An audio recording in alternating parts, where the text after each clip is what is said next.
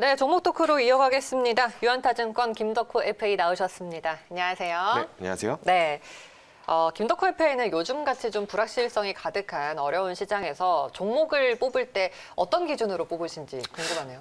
우선은 이제 코로나 사태 때문에 변동성이라든가 이런 것이 굉장히 많아졌지 않습니까? 이럴 때 이제 버틸 수 있는 결국에는 펀더멘털적인 요소를 먼저 저는 강조를 드리고 싶습니다. 이제 그 전에 어떤 이제 연 매출이라든가 실적 부분에 좀 더 입각을 하되 특히 어떤 정책적인 모멘텀이라면 뭐 그린뉴라든가 디지털뉴 이런 부분도 빠질 수가 없겠죠. 그래서 기존의 어떤 산업 부분에서의 보다 어떤 그린뉴 즉 어떤 탈탄소화라든가 이런 부분에서의 초점을 놔두신다면은 오히려 바이든 정책주로서도 혜택이 될 수 있을 것이고 오히려 디지털이나 기존의 어떤 제조업 비중에 본다 하시더라도 사실상 어떤 이런 부채율이라든가 이런 걸 봤을 때 충분히 건전하다 이런 경우에는 단기적인 조정보다는 좀 더 장기적인 안목을 지집하시는 걸 추천을 하고 있습니다. 그렇군요. 워낙에 이제 시청자분들, 투자자분들이 종목 찾기가 참 어려우실 것 같잖아요. 네, 그렇죠. 그래서 추천주도 중요하지만 이런 팁도 좀 중요할 것 같아서 먼저 여쭤봤고요. 자, 그러면 오늘 우리 어떤 종목 이야기 나눠볼까요? 네, 오늘 이제 소개드릴 종목은 바로 경동나비엔입니다. 뭐 아마 눈치채셨겠지만 요즘 날씨가 굉장히 추워지기 시작했습니다. 뭐 특히 이번 여름만 하더라도 갑작스럽게 더위가 확 몰려오고 또 이런 부분들 봤을 때는 이번 겨울도 좀 만만치 않겠구나라는 날씨는. 그렇죠. 이런 걱정들이 되다 보니까 최근 들어서 계절주를 접근하시는 분들이 좀 많았던 것 같습니다. 특히 뭐 지난 2주 전만 하더라도 어떤 패션주들이 또 갑자기 또 강세가 나왔던 것이 갑작 쌀쌀맞게 나왔던 어떤 한파와 관련돼서 이제 좀 옷 좀 껴입어야겠구나.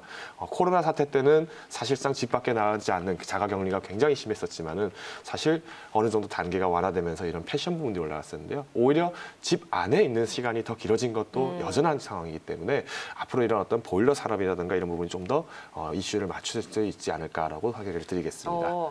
올해 지금 날씨가 보면은 정말 종잡을 수가 없기 때문에 많이 더운 만큼 또 많이 또 추워질 것 같기도 합니다. 강추위가 예상이 돼서 이런 경동나비엔 같은 종목은 계절적인 성수기를 톡톡히 누릴 수 있지 않을까 싶네요. 네, 그렇습니다. 사실 이제 뭐 경동나비엔 같은 경우에는 이제 차트적으로 보거나 혹은 이제 또 실제로 거래 매매량을 보았을 때는 이제 한 10월에서 11월 때부터 이제 조금씩 매수가 많이 들어옵니다. 그 이후에 이제 가장 날씨가 추워지는 1월까지의 등락폭은 다소 있겠습니다만은 그 조정장 속에서도 충분히 수익을 창출하는 경우들의 구간들이 굉장히 많이 나왔기 때문에 특히 이런 계절주로서 접근하시기에는 또 이런 보일러 관련된 종목들이 생각보다 매력적이었다라는 건 과거의 이력들을 좀 소개를 드릴 것 같네요.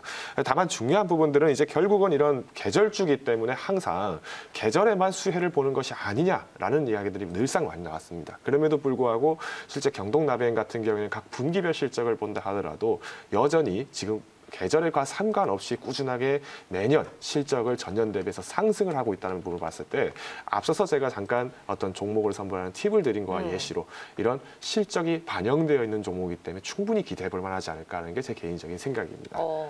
알겠습니다. 자, 그러면 경동나비엔 4분기를 좀 호실적을 바라보면서 우리가 어떤 포인트들을 정리를 해보면 좋을까요? 우선은 이제 기존의 경동나비엔 같은 경우에 우리가 일반 보일러라고 하면은 말 그대로 이제 가스를 연료로 써서 이제 온수를 만드는 그런 보일러 시스템을 말했지 않습니까? 근데 최근 들어서는 이런 일반 보일러 비중보다는 콘덴서 보일러 비중이 훨씬 더 많이 높아지고 있습니다. 특히 이제 가장 중요한 부분들이 이 콘덴서 보일러의 구조를 아시는 분들이 계시겠지만은 실제로 가열을 한 부분들을 한 번 더 그 이제 가열된 기체를 한 번 더 사용해서 연료 보존을 좀 더 효과적으로 한다라는 특징이 있는데요.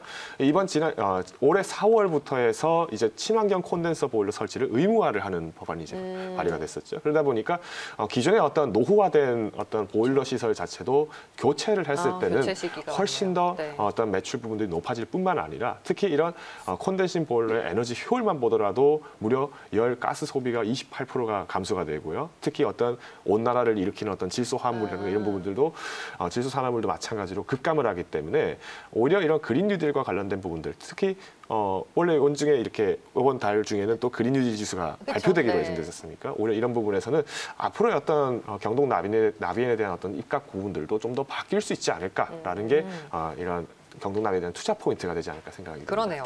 친환경 보일러로 이제 사용이 의무화되기 때문에 요 교체 시기가 수요 증가를 이끌어낼 것 같습니다. 자, 그러면은 실적은 어떤가요? 2분기에 실적 괜찮았죠? 네, 실제로 이제 경동나비행 같은 경우에는 2분기도 그렇고 일단 지난 1, 2분기 그러니까 상반기 동안에 이제 실적이 전년 대비해서 보다 상회를 많이 했었습니다. 뭐 매출 기준으로 말씀드려도 약 8% 정도가 좀 더 상회를 했다는 부분만 보더라도 겨울이 아닌데 어떻게 이런 효과들이 나타날 수 있을까? 이 부분도 아마 궁금하셨을 겁니다. 근데 실제로 이번 코로나 사태로 인해서 상당히 많은 업종들이 어떤 직격탄을 맞게 되고 경제 제재를 인해서 뭔가 탄력을 만들기 힘들었던 와중에도 상반기 매출이 상회할 수 있었던 가장 근본적인 원인은 우선은 국내에서는 사실 어떤 이런 법안 발의를 통해서 기존에 노후화된 장비를 교체하게 되는 어떤 시즌이 마련이 되어 있었고요. 특히 2분기에서의 가장 큰 실적을 마련했던 매출처는 사실 미국 시장을 또 공략을 접근적으로 했다는 것입니다. 그렇기 때문에 앞으로 좀 더 봤을 때는 이런 실적 부분들이 이제 국내 기준만 하더라도 사실 전체 시적, 그러니까 즉 노후화된 일반 보일러 시설을 전량을 만약 콘덴서로 바꾼다라고 하면은 앞으로의 연년 성장성은 무려 40%가 돌파할 것이다라는 이런 예측들로 나오고 있거든요. 그렇기 때문에 실제 실적을 잠깐 제가 차트를 잠깐 보여드리면은 보시는 것처럼 약간 매출 부분이나 이런 것들 연년 매출 같은 경우에는 상당히 상회를 하게 되는데요. 뭐 2015년도만 하더라도 뭐 5천억에 달하던 매출이 이제 2019년도까지 무려 7,700억까지 꾸준히 상승을 하고 있었습니다. 이런 부분들까지 또 각 차를 가해서 기존의 일반 보일러 같은 경우에는 단가가 제법 쌉니다. 그에 비해서 오히려 좀 더 가격은 있지만 충분히 가성비로 봤을 때 효과가 좋은 이런 콘덴서로 바꿨을 때는 보다 이런 매출들이 좀 더 공격적으로 되지 않을까라는 부분을 소개를 드릴 것 같습니다. 향후에 이제 경동 나비엔을 볼 때는 우리가 이 종목도 그린 뉴딜 관련주로 봐야겠네요. 그렇죠. 네. 앞으로의 전망이나 좀 성장 모멘텀들을 찾자면 어떤 게 있을까요? 우선은 이제 전망 중에서 가장 중요한 부분들 일단 그린 뉴딜 관련된 부분들에서 저평가가 이루어진 종목들이 무엇이냐가 이제 중요한데 사실 어떤 그린 뉴딜하면 우리가 이미 탈탄소라든가 에너지라든가 이런 부분들만 누차 강조를 많이 드렸습니다. 근데 사실 이제 지금 보시는 차트처럼 그린 뉴딜이라고 하는 부분들이 다소 전지라든가 발전뿐만이 아니라 일상생활에서의 어떤 네. 사용 부분들을 좀 더 극대화시킬 수 있다는 이게 트렌드가 되면 점차 그 확대 범위가 넓어지는 것 같아요. 그렇죠. 사실 이제 우리가 전기차라는 이슈가 작년부터 맞아요. 이미 많이 네. 강조가 됐지만 실제로 전기차에 대한 소요가 갑자기 나타난 건 올해부터 본격화되지 않았습니까? 이런 것처럼 우리가 기존에 사용했던 부분들이 내가 가격은 좀 비싸지만 훨씬 더 이게 연비가 싸다면 보다 좀 더 길게 쓰기에는 내가 보다 좋은 장비들이 있다면은 아마 개인 가정들의 입장에서도 충분히 이런 부분들을 바꿀 수 있지 않을까. 그렇기 때문에 여전히 저평가가 된 종목들도 다수 있기 때문에 그중 한 가지로 이런 어떤 경동 나비엔을 보시면은 이제는 단순한 계절주뿐만 아니라 이제는 그린 뉴딜의 종목으로서 접근하실 필요가 있지 않을까 생각됩니다. 네, 앞으로 좀 주목을 해봐야겠습니다. 차트를 잠깐 열어서 지금 주가는 어떤지 좀 볼게요. 저평가되어 있다라고 하셨는데요. 최근에 그래도 좀 저점 대비 좀 꾸준히 올라온 감은 있거든요. 네. 네, 그렇습니다. 사실 이제 지난 9월에 이제 연중에서는 이제 최고가를 신고가를 달성을 한 다음에 이제 증시의 조정과 함께 이렇게 좀 하방 압력을 받은 부분이 있는데요. 조금 차트를 좀 늘려보겠습니다. 네. 보시다시피 2018년도 2월까지만 하더라도 이렇게 상승폭이 가파르게 올라갔던 이유 중 한 가지는 아무래도 이런 실적에 대한 공개 부분과 더불어서 앞으로의 모멘텀들이 또 발현이 됐기 때문이겠죠.